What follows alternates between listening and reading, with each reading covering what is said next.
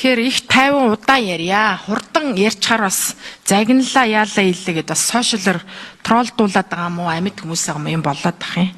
Маш удаан жингүүдж ярий.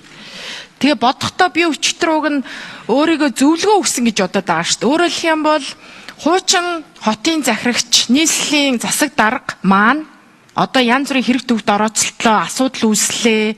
Сайн засаглал биш муу засаглалыг үүсгэжээ. Цаашдаа дараагийн одоо томилогдож байгаа засаг дарганд бас дахиад хэцүүдэх. Засах сайжруулах юмаа сайн засаад, сайн зөв бүтцэд ороод ажиллаа сайн хийгээсээ энэ том боломжийг энэ сонсгол олгож байна гэдгийг хэлсэн. Уг нь дэмжиж. За, ийм учиртай. За, өчтөр туулын хурдны зам болон сэл дэд төвийн дэргэдэх орон сууцны суучруулах хөтөлбөртэй холбоотой асуултуудаа ерөнхийд нь асуусан.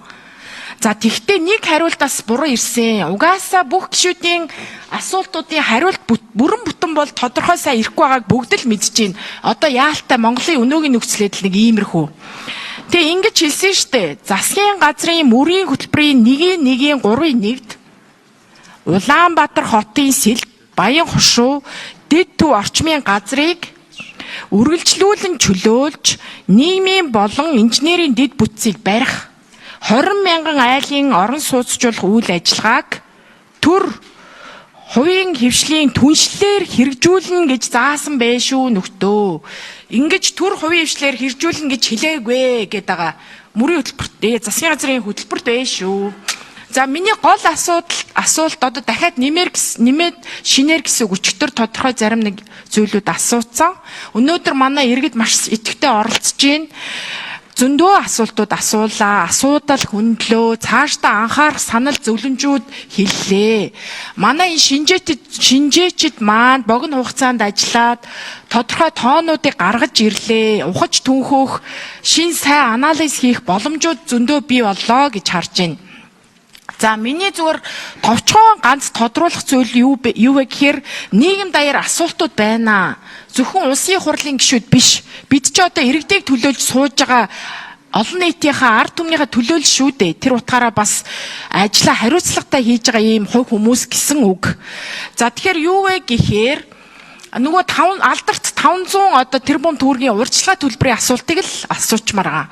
Ингэж одоо нөгөө Hyun илүү Hyun ч илүү тэр General Construction гэдэг хятад компани нийслэлийн замын одоо газар хөгжлийн газарт эрүүлсэн бичгтээ. Бичгэн 4 сарын 3-нд 390.9 тэрбум төгрөг нь зарцуулагдсан. 350.9 тэрбум төгрөг нь бодит зарцуулт хийгдсэн. Үлдсэн 149 тэрбум төгрөг нь хүлээлтийн байдалд ийм зарцуулт явцсан гэсэн юм тайлан гэрүүлсэн байна штэ. Энэ дээр яг энэ тоо бодит юм уу? Үнэхээр мөнгө нь үргэлдээ дууссан уу? Эргэж олж авах боломжгүй юу? Захиалагч тал маань буюу манай тал хэр хяналт тавьсан бэ гэдэг ийм тодорхой ганцхан асуултыг л асууж. Бүгдээр бас иргэдээ хүндлээд маш тодорхой хариултыг өгч хамтдаа зөв үү? За, загналгүй сайхан асуулаа. За, мөнх соёл гишүүний асуултанд хариулъя. Нийслэлийн замын хөгжлийн газрын дарга год баяр. Тэгэхээр гүйцэтгэгч талаас эрүүлсэн бичгтэр бол нийт зарцуулалтын тоог бол зөвхөн одоо бараа захиалга байдлаар бол ашиглана гэж байгаа. Тэгэхээр яг хэдэн төгрөгийн зарцуулсан байдал энэ дээр бол хууль хяналтын байгууллага бол шалгагдаад явж байгаа. 500 урьдчилгаа төлбөрийн асуудалтай холбоотой юм дээр. Тэгэхээр энэ дээр яг шалгагдаад явж байгаа тал дээр бол тодорхой хариулт өгөх бол боломжгүй байгаа. Төрөүний тэр төлбөр тооцоотой холбоотой асуудал дээр энэ ирсэн материалууд дунд чинь хятадын тэр гүйцэтгэгч шилжүүлсэн мөнгөнийх нэлээс их зарцуулсан гэсэн мэдээлэл ирсэн байна л шүү дээ. Тэгээд тэрэн дээр одоо яах юм? Нягтлах, төсөв батлах юм ажил орно гэсэн үг үү? За гэрээний хэрвээ гэрээ цуцтвал яах вэ? Гэрээний нөхцөлийн дагуу төсөлбөрс бол гарсан зарлаг бол гүйцэтгэлийн тооцоолж олгосон урьдчилгаа төлбөрөс суутах нь нэхэмжлэх боломжтой гэж байна. Тэгэхээр яг одоо ингээд хууль хяналтын байгууллага шалгагдаа явж байгаа учраас хэдэн төгрөг зарцуулаагүй гэдэг бол мэдээлэл манай байгууллага дээр ч бид хэлтод хэлэх боломжгүй байгаа. Тэгэхээр хууль хяналтын байгууллага өөрсдөө дүгнэлтээ гаргаад ирсний дараа тэрийг бол тодорхой гаргах боломжтой. Та зүгээр зарчмын тайлбарлаад өгдөө. Тэр чинь 500 тэрбум шилжүүлсэн урьдчилгаа төлбөр дараа нь нэг ажил хийгээд нөгөө ажил хийсэн компани чинь тэдэн төгрөгний юм бид нар хийсэн байна гэд нэг биел ирүүлэн тэ. Тэгэхээр тэндээс юугийн судгаад хэдийг нэмж төлөхийн тэр томьёог нэг тайлбарлаад өгч. Тэгэхээр урьдчилгаа төлбөр маань нийт төс төртгийн 21.2% урьдчилгаа төлбөрийг бол 21.2% дээр бол өгж байгаа. Тэгэхээр нийт гүйцэтгэлээс авах юм бол хийсэн гүйцэтгэлээс 21.2% бол суудхан суудгаад гүйцэтгэл дээр өгнө гэж байгаа. Фидикийн гэрээгээр. Тэгэхээр энэ дээр бол хийгцэн ажлуудаа мөн ялгаахгүй гүйцэтгэлээр олгоно. Гүйцэтгэлээр олгохдоо 21.2% тухай бүрийн гүйцэтгэлээс суудгаж олгоно гэсэн үг. Одоо 500 тэрбумыг төлсөн. Тэндээс чинь 300-ыг нь бид нар үрцээ маа гэд хэллээ. Тэгэхээр 300-ыг нь үрцээ маа гэд хэлэхээр хэрвээ тэр нь үнэн бол одоо батлагдвал гэсэн үг шүү дээ. Батлагдах юм бол манай тал дээр 500-аас суудуулах юм уу? Эсвэл тэр 300 гэж байгаагийнх нь 20%-ийг нь 500-аас суудуулаад үлдснийг нь дахиад 200 гэдэг манайх төлөх үүрэгтэй болно гэсэн үг үү? Тэгэхээр урьдчилгаа төлбөрөд хэрвээ энэ дээр ямар нэгэн байдлаар бэлтгэл арга хэмжээ хийгдээд бэлтгэл арга хэмжээнд хийсэн нийт ажил дээр бол дахин төсөв гаргана л гэсэн үг. Яг хэдэн төгрөгийн ажил, ямар ажил хийсэн гэдгийг гаргаж иж энэ дээр нийтдээ хэдэн төгрөгийн 500 тэрбумаас яг бодит гүйцэтгэлээр нь л бид нар үнэлж гаргана гэсэн үг. Тэгэхээр бодит гүйцэтгэл яг хэдэн төгрөгийн ажил хийгдсэн бэ гэдгийг бол дахин магадлах шаардлагатай л гэсэн үг.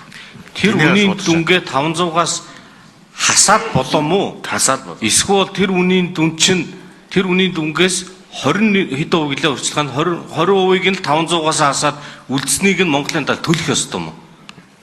За энэ дээр яг 500 тэрбум төгрөгийн урьдчилгаа өгсөн байгаа бол урьдчилгаа болоод явж байгаа.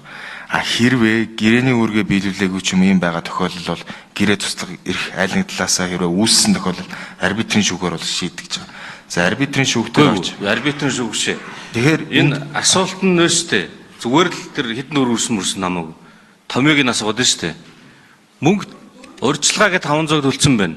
Урьдчилгаа чи 20% гэлөө. 20%. 21%. За тэгээд ямар нэгэн ажил хийсэн гэд нөгөө компани чинь биел өглөө. Тэгэхээр манай тал тэр биел нь тэр 500 тэрбумаас хасагдах юм уу? Эсвэл ирсэн тэр тооцооны чинь 21% нь л 500-аас хасагдаад үлдсэнийг Монголын тал төлөх үү? Хэрвээ ажил хийгээ явах юм бол биел нь 500 тэрбумаас хасагдаад явна гэсэн үг. Гүйцэтгэгч талаа. Бүтнээрээ хасагдах юм уу? Тийм. Бүтнээрээ хасагдана тий. За над чинь гэрээний заалтан дээр бол надад арай өөр юмроо би ойлгосон шүү. За ямар ч байсан одоогийн өнөөгийн нөхцөл байдалтай холбогдуулаад одоо яриг тодорхой хэмжээний хариулт өглөө гэж үзэж байна. Цаашдаа одоо энэний араас follow up хийх нь манайхан өөрөө ингээд мэдээллийн дагуу цаг тутамд нь ажиллах юм байна. Мэдээл тодорхой олонгууд ил тод гаргаж тавих юм байна гэж ойлголоо зөв үү? Энийг сайн протокол тусгая. Тэгээд иргэд бас түрүүн хэлж гин маш их хүлээлт үүссэн. Удаа дараагийн сонсголоор одоо өчтөр зарим нэг гишүүд маань чилжилээ. Би энийгээ хардж гин улс төр хийж гин гэж. Улс төр юусоо биш. Бүгдээрээ хамтдаа улс их орноо нийгмээ Улаанбаатар хотоо хөгжүүлэе л гэсэн санаа зовсон гишүүд байна. Төрийн албаагчд байна, иргэд байна. Тэгэхээр одоо мэдээлэл ил тод байгаа зөв сайн шударгаар ажиллая л гэсэн уриалга тавиад сонсголын үр дүнд маш сайн ийм дүгнэлт гаргаад зөвлөмж гаргаад сайжруулах ёстой хууль эрх зүйн орчноо хараад ажлын эсгүүсгээд ажиллах бах ямар ч гэсэн өмнөх сонсголууд шиг сенсац үүсгээд нийгмээ талцуулаад улам одоо тодорхойгүй бус байдалд оруулаад ямааргүй байгаа шүү. Гишүүний хувьд энэ одоо хүсэлтэд илэрхийлээ. Миний хувьд бол ажлын хэсэгт байхгүй байгаа. Сонсголт идэвхтэй оролцож байгаа гишүүний нэг ажлын хэсэгт орё гэсэн боловч оруулаагүй улсын хурлын дэгийн тухай хууль гэж байдаг. Та нар манаас илүү дутуу мэдээд ав. Ажлын хэсэг үүсгэхэд нөгөө квот гэж байдгийг. Монгол Ардын намаас тэдүүн, Арслан намаас тэдүүн, цөөхөөс тэдүүн гэд. Тэгээ цөөхөөс 2 хүн орохын нэг нь манай сонсгол санаачлагч Золжарал гишүүн, нөгөөх нь манай Батуулд гишүүн нөгөө Иргэний зориг ногоо намаасаа гэсэн үг. За тэр сошиалын болсон болоогүй бүрэн бус энэ элдв мэдээлэлд хуурдах хэрэггүй болсон болоогүй дундын саналыг сэвдэг квот нөгөө энэ кноп дарсан юм. За дээрэс нь энэ Нэх сүрхийн ажлыст орсон нэртэй ажилддаг гişүүч би. Одоо шулуухан л хэлээ. Би монголчууд би тайлын нүр халуун гэд би эндээ шаардлага тавьж чадахгүй ингээд алдаж онсын зөндөө байна. Тэгээд юмыг нухацтай гүн орж харж байгаарай гэж үнэхээр их гуйж байна. Өнгөн мөнгө явбал Монголд бас хэцүүд гээд ишүү манайхаа. За тэгээд одоо энд улс төржилт биш уг нь мэдээллийн ил тод байдлыг бий болох үүднээс, сайн засаглалыг бий болох үүднээс, нэгэнд ужигэрсэн бухширсан асуудлын шийдлийг олох үүднээс энэ сонсгол зохион байгуулагдаж байгаа гэж ойлгож байгаа. Гэтэл зарим одоо ашиг сонирхлын зөрчилтэй байсан гэхүү, ямар гэхүү гişүүд маань орж ирээд өөрсдөө улс төржүүлж байгаа нь харамсалтай. Иргэд юусоо тэнэг биш.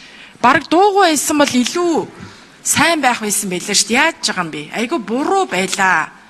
За тэгээ ингээд хүндий асуудлыг эхнээс нь яриа. Тэр мега төслүүд байна уу? Одоо хурдны зам байна уу? Сэлб дид төвийн одоо дэрэгдэх орон сууцчлах хөтөлбөр байна уу?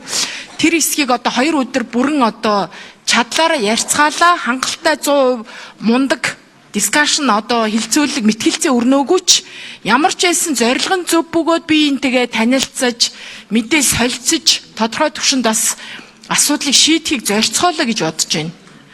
За, олон улсын түвшинд IB International Budget Partnership гэж байгууллага байдгийг.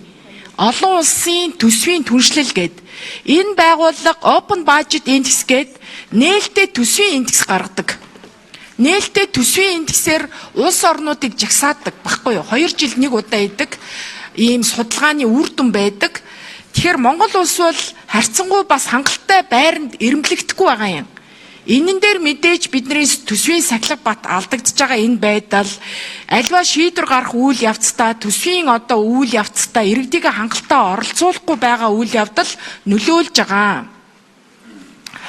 За тэгээд яг энэ International Budget Partnership буюу олон улсын төсвийн түншлэлийн дэргэд гол одоо хийгддэг олон улсын хурлуудын гол одоо уриалга нь юу байдаг вэ гэхээр Budget Transparency, Accountability and Participation гэж байгаа. Өөрөөр хэлбэл төсвийн ил тод байдал, хариуцлагатай байдал, оролцоо. Тэгэхээр олон улсын түвшинд угаасаа төсөв батлах үйл явцад иргэдийг оролцуулдаг байхгүй юу? Зөвхөн Монголын асуудал биш, зөвхөн бүгдээрээ бие энийгээ хэцүүдүүлэх гээд энэ ярьцлага, энэ сонсгол, энэ уулзалтууд хийгдэггүй байгаамаа. Бүгдээрээ нэг их оронтойгоо хэлээд байгаа шүү дээ. Бүгдээрээ тал талаасаа санаа зовъё, асуудлаа ярилцъя, хариуцлага тооцдог бай. Найзан дундаа явсараад Монгол маань хэцүүдэд байна. Зарим иргэд маань хэцүү амьдралтай байна. Бүгд мэдж байгаа. Тэг энийг асуудлаа ярихаар улс төржиж гин гээд буруу штэ. Залуучуудаа бас айгүй зөв замд оруулмаар байна бүгдээрээ хамтдаа. Тэгэхгүй бол эрсдэлтэй амьдарч шít гар үсэг зурлаа маргааш нь юу ч тохиолдож байж магад тэр залууст. Буруу улс төрчд ах эгч нарын гайгаар тэр залуучуудаа бас бүгдээрээ аварж гин гэсэн үг. Бурууг дагвал могоо хорлол гэж байна штэ бас. За ингээ олон улсын түвшний юм яриад байгаа шүү. Тэгээд нээлттэй ил тод байдал чи хууль эрхцэн орчноор баталгаажсан байх ёстой. Энийг хүндэж байгаа. Тэгээ үүний хажуугаар үг хэлэх үзэл бодлоо илэрхийлэх эрхчлөлөө бас хомигдох гад байна. Үгээд зорилго нь зөв илэрхийлэхэд л улс төржүүлээд манипуляц хийгээд одоо энэ Монголын залуучуудын эвсэлгээд амар заяа өглөө ирээд энд оролцлоо штэ. Ингэж хэлж штэ 2 жил дараалаад нийслэл хэвлэл мэдээллийнхэнд мөнгө зарсан. Нийлээд 3.341 тэрбум төгрөг гэж штэ. Энд чи асар их мөнгө мөн үү? Энэ залуучууд өөрсдөө ингэж судалгаа хийгээд хэлээд нь штэ. Тэр нь хаалттай хэвлийн гэрээж магад далимт нь бид хэдийг одоо нийгмийн төлөө, иргэдийнхээ сайн сайхны төлөө ямар ч улс төрчлөлтгүйгээр санаа зовоод уурсны төлөө манипуляц хийгээд сошиалор нүдээд нь шүү дээ. Орилоо гин чарлаа гин эмгэн шулмас гин юу ч гинөө болилтой ичэлтэй. Инглигээд хуучин одоо нийслэлийн удирдлагад өөрсдийгөө улам харлуулад иргэдийн зэвүүцлийг төрүүлээд нь шүү дээ. Яагаад ийм юм бэ? Бүгд нэг их оронтой энийг ухаараач. Их орон нийгэм сайжруулж бүгд жаргана штэ. Зөвхөн бид гур бид хийж жарах гаагүй штэ. Энэ нэгнээ сууж байгаа. Тэ ичиж амьдрья. Хариуцлага тооцдог байя. Энэ арай буруу болчлоо шүү. Сошиал медиа одоо тэр ганчин сэтгүүлчийн бичснийг хараарай. Уншаарай. Тэр аюу сайн бичсэн байлээ.